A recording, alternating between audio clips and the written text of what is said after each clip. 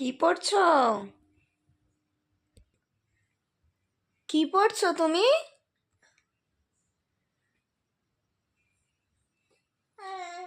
Phone নয়, phone নয়, phone দাও, ফোন দাও, ফোন আমায় দিয়ে দাও এখন, ফোন দিয়ে দাও। এখন পড়াশোনা করো, পড়াশোনা, বই পড়ো, বই পড়ো। হুম।